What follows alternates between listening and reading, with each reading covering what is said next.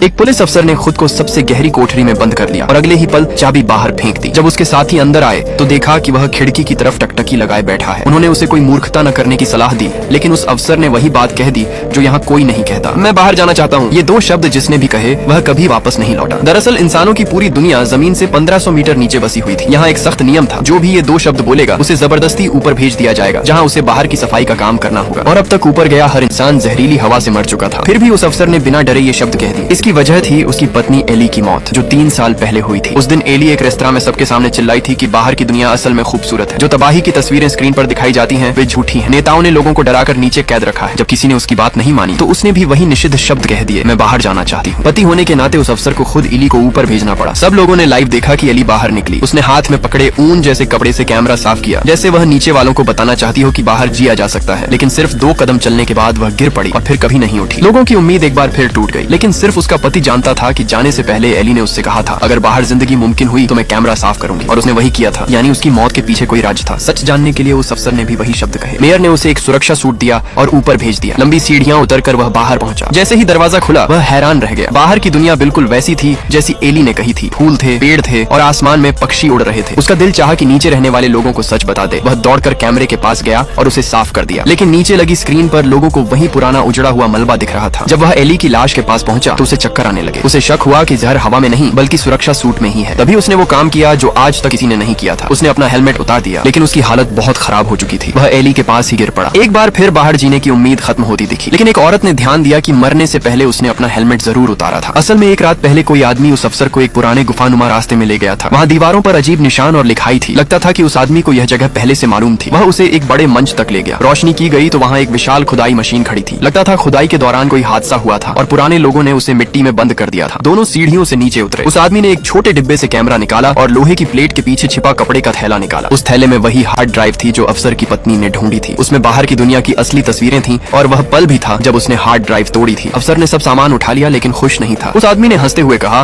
कि अगर अफसर ने अपनी पत्नी की बात पहले मान ली होती तो शायद वह मरती नहीं। ये सुनते ही अफसर का गुस्सा भड़क उठा, क्योंकि उसकी पत्नी उसके लिए सब कुछ थी। उसने उस आदमी झूलियों से कहा कि चुप रहे, अगर प्रशासन को इस जगह का पता चला तो सबको मार दिया जाएगा। फिर वह हार्ड ड्राइव लेकर चला गया। जब झूलियों को पता चला कि अफसर को बाहर भेज दिया गया है तो वह दोबारा उसी मंच पर आया। उसे पता नहीं था कि अफसर ने सुरंग का रास्ता उसके नीचे छिपा दिया था। जब उसने नीचे देखा तो वहाँ पानी भर चुका था। जूलियो को गहरे पानी से बहुत डर लगता था, लेकिन मामला बड़ा था। उसने डर दबाया, रस्सी बांधी, हेडलाइट लगाई और धीरे धीरे नीचे उतरने लगा। बीच में घबराहट में उसकी हेडलाइट गिर गई। अब वह अंधेरे में हाथ टटोलते हुए आगे बढ़ रहा था। जैसे ही पानी को छूने वाला था तभी मुख्य गोदाम का जनरेटर अचानक खराब हो गया।